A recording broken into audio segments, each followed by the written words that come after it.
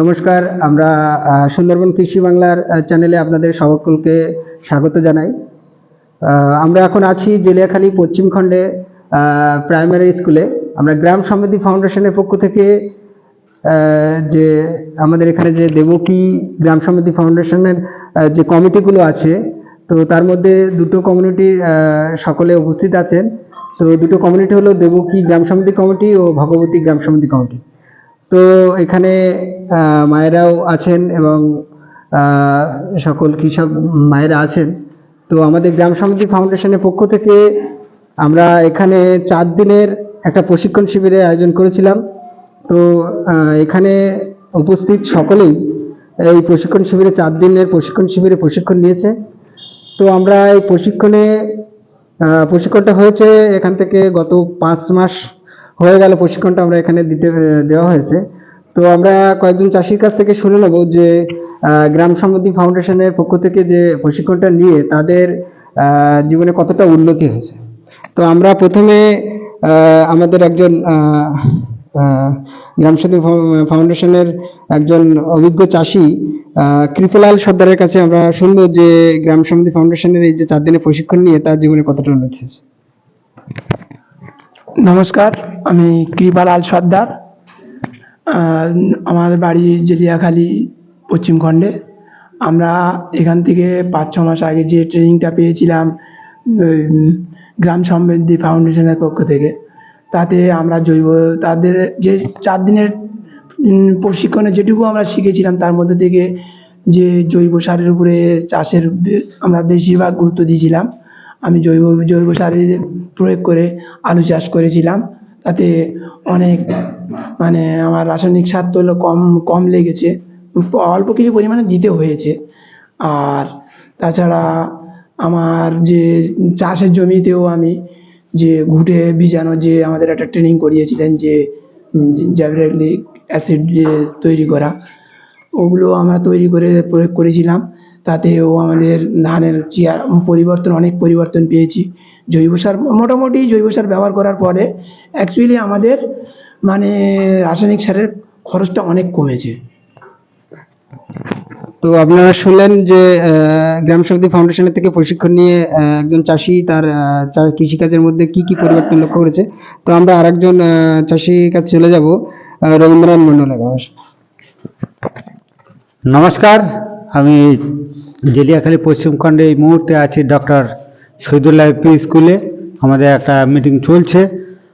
তো জেলিয়াখালী আমাদের এই ফাউন্ডেশনের যে 5-6 মাস আগে যে ট্রেনিংটা হয়েছিল, সেই ট্রেনিং থেকে আমরা অনেকটা শিক্ষা পেয়েছি।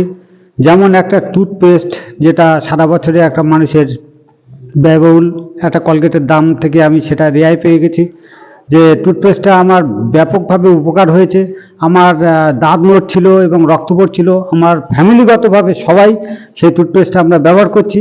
এবং মশা মারা ধূপ, যেটা বাইরের যে মশা মারা ধূপ ব্যবহার হয় সেটা হচ্ছে কি বলবো, সেটা বিষাক্ত জিনিস, কিন্তু আমরা যেটা নিজে হাতে বানালাম, নিজে হাতে তৈরি করে যে মশা মারা ধূপটা ব্যবহার করছি সেটা আমাদের পক্ষে খুব ভালো। এবং যে জৈব সারের উপরে আমরা কৃষিভিত্তিক রাসায়নিক সারের উপরে যে কৃষিভিত্তিক নির্ভর হয়েছিলাম, তাতে দেখা যাচ্ছে আমাদের পরবর্তী জেনারেশন এবং একটা ক্ষয়ক্ষতি হচ্ছিল এবং আমাদের একটা প্রচুর অর্থ ব্যয় হচ্ছিল। সেদিক দিয়ে এই ফাউন্ডেশন থেকে আমরা যে শিক্ষা পেয়েছিলাম, তাতে 5-6 মাস আগে আমরা সবজি চাষ জৈব সারের উপরে করলাম আমি, এবং তাতে রাসায়নিক সার খুব হালকা দিতে হলো, তাতে ফসলটা ভালো হয়েছিল। এবং মাটির উর্বর শক্তিটা যেটা খুব হার্ড হয়ে গেছিলো, সেটা আগে লেবার ছাড়া আমি কোপাতেই পারতাম না, কোদাল মারতেই পারতাম না, আমি নিজেই পারতাম না। এখন নিজে আমি সেটা সমস্ত কিছুই মেকআপ করি। যাই হোক, এই দিক দিয়ে ফাউন্ডেশনের পক্ষ থেকে আরেকবার আপনাদের সকলের ধন্যবাদ। এবং আমরা ভাবতে পারিনি যে সুন্দরবনে অতি প্রত্যন্ত এলাকা থেকে আমরা এই সুযোগ সুবিধাগুলো পাবো। এর জন্য আমরা কৃষি দপ্তরকে এবং ফাউন্ডেশন যারা ট্রেনিং প্রাপ্ত তাদেরকে আরেকবার ধন্যবাদ জানিয়ে আমি আমার বক্তব্য শেষ করছি। তো আপনারা শুনলেন যে গ্রাম সমৃদ্ধি ফাউন্ডেশনের পক্ষ থেকে যে প্রশিক্ষণটা এখানে নিয়েছিল যারা, তারা 4 জনের ভিতরে 4 দিনের যে প্রশিক্ষণ নিয়েছিল তাদের 2 জনের কাছে শুনলাম। তো আমরা এই প্রশিক্ষণ চলার যে এই অঞ্চলের আমাদের গ্রাম সমিতি ফাউন্ডেশনের যে প্রমুখ বা একজন চাষি দীপঙ্কর মণ্ডলের কাছে আমরা জানবো যে তিনি কতটা তার জীবন জীবিকার মধ্যে এই 4 দিনের প্রশিক্ষণ শিবিরের প্রশিক্ষণটা নিয়ে কতটা উন্নতি পেয়েছে। নমস্কার, আমার নাম দীপঙ্কর মণ্ডল। আমি জেলিয়াখালী গ্রামের জেলিয়াখালী পশ্চিম খণ্ডের ডক্টর শহীদুল্লাহ প্রাইমারি স্কুল থেকে এখন আমাদের একটা ট্রেনিং চলছে, সেখান থেকে বলছি। গ্রাম সমৃদ্ধি ফাউন্ডেশনের সঙ্গে আমরা প্রথম যখন যুক্ত হই তখন ভেবেছিলাম যে কি পাবো, কি আমাদের চাহিদা অনুযায়ী দিতে পারবে। সেটা যেমন ভেবেছিলাম তেমনি ভেবেছিলাম এরা যে কথাগুলো বলছে যে জৈবিকভাবে আমরা যে চাষবাস শুরু করেছি করব, সেটা আদৌ সম্ভব কিনা। কারণ রাসায়নিক দিয়ে আমরা যে চাষবাস করছিলাম তাতে অনেকটা ব্যয়বহুল হয়ে যাচ্ছিল, যার কারণে আমাদের লাভের অংশ কম হয়ে যাচ্ছিল। তারপরে আমরা যখন এই 5-6 মাস ধরে আজকে জৈবিকভাবে যে চাষবাস করছি তার ভিতরে আমরা দেখছি তার মধ্যে অনেকটা আমরা লাভবান হচ্ছি, অনেক রাসায়নিক সার কম কিনতে হচ্ছে এবং আমাদের বাড়িতে যে সার আমরা ব্যবহার করি, বাড়িতে যে আমরা উচ্ছিষ্টগুলো, যেমন আমাদের সবজির খোসা, তারপরে বিভিন্ন গরুর গোমূত্র, গোবর থেকে যে আমরা সারগুলো আমরা পাই, সেইগুলো আমরা যেভাবে ব্যবহার করছি তাতে দেখছি আমাদের অনেকটা লাভবান হচ্ছি এবং ভবিষ্যতে আমরা এরকম করে যাব। এবং এরপরে আমরা যে ট্রেনিং নিয়েছিলাম যে আমাদের দৈনন্দিন জীবনে যে আমাদের ওই টুথপেস্ট, সাবান, তারপরে ওই গোমূত্র দিয়ে কীটনাশক হিসাবে স্প্রে করা এবং গোবর দিয়ে আমাদের যে অনেকের পায়ে ব্যথা ছিল সেই গোবরের প্রলেপ দিয়ে আমাদের অনেকটা ব্যথা উপশম হয়েছে এবং তারা এখনো চালিয়ে যাচ্ছে। তো আমরা এরপরে আরো আমাদের ইচ্ছা আছে, আমাদের এই জেলেখালির এই পশ্চিম খণ্ডে বিশেষ করে যতগুলো আমরা চাষি আছি প্রত্যেককে এক জায়গায় করে গ্রাম সমৃদ্ধি ফাউন্ডেশনের মাধ্যমে জৈবিকভাবে চাষ করে একটা আমরা যেন গ্রামটাকে একটা অন্য জায়গায় নিয়ে যেতে পারি, যেন সবাই আমাদের কাছে, আমরা যেন অনেকের কাছে নিদর্শন হয়ে থাকতে পারি যে আমরা গ্রাম সমৃদ্ধি ফাউন্ডেশনের কাছ থেকে এই সাহায্যগুলো পেয়ে আজকের আমরা এই যতটা পারি ততটা এগিয়ে যাওয়ার চেষ্টা করব এবং সমস্ত মানুষের কাছ আমরা একটা নিদর্শন হয়ে থাকবো। জেলাখালীতে যে গ্রাম সমিতি ফাউন্ডেশনের 2টো কমিটি আছে, প্রত্যেক চাষিদের মুখ থেকে আমরা কয়েকজন চাষির মুখ থেকে শুনলাম। তো প্রত্যেকেরই কোনো না কোনো লাভ হয়েছে প্রশিক্ষণ নেওয়ার পরে, প্রত্যেকেরই জীবনে একটা পরিবর্তন হয়েছে। তো আমরা তো 3 জনের কাছ থেকে শুনলাম, তো আমরা কোনো না কোনো মায়ের কাছ থেকে শুনবো যে এই প্রশিক্ষণটা নেওয়ার ফলে পর তাদের জীবনে কি কি পরিবর্তন এসেছে।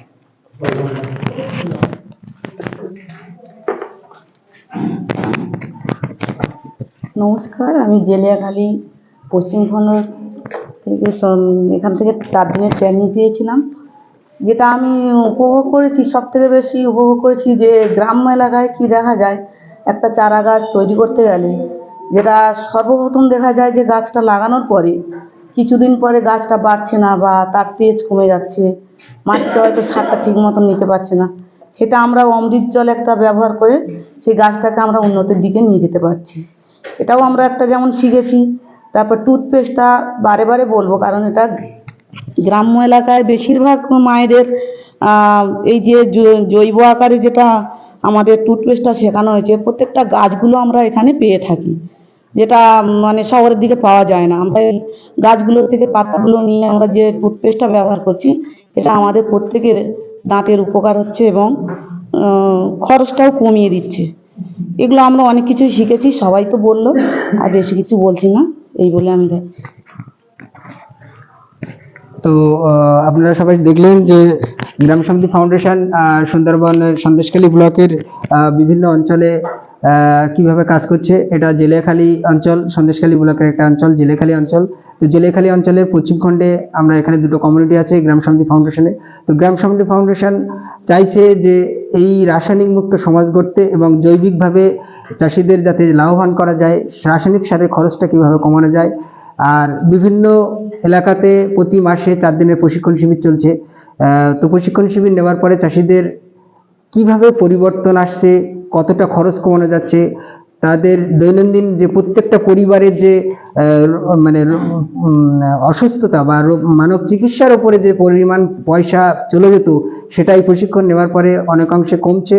সেটা আমরা বিভিন্ন জায়গা দিয়ে কমিউনিটির কাছ থেকে প্রশিক্ষণ নেওয়ার পরে তাদের মুখ থেকে আমরা শুনতে পাচ্ছি বিভিন্ন যে প্রশিক্ষণের মাধ্যমে যে মানব চিকিৎসার আমরা ধাপগুলো শিখিয়েছিলাম সেগুলো খুব ভালো কাজ করছে। আমরা আগামী মাসে আমাদের কোড়াকাটি অঞ্চলের একটা জায়গাতে প্রশিক্ষণ শিবির আছে 4 দিনের। তো আপনারা যারা এই চ্যানেলে নতুন, আপনারা চ্যানেলটাকে সাবস্ক্রাইব করবেন এবং সঙ্গে থাকবেন। আমরা পরবর্তীতে এরকম কোনো একটা অঞ্চলের ভিডিও নিয়ে আপনাদের সামনে আবার উপস্থিত হব এবং সুন্দরবন অঞ্চলের চাষিদের যে পরিমাণ সমস্যার মধ্যে ছিল সেখান থেকে কিভাবে ডেভেলপ হচ্ছে আস্তে আস্তে আপনাদের কাছে তুলে ধরব।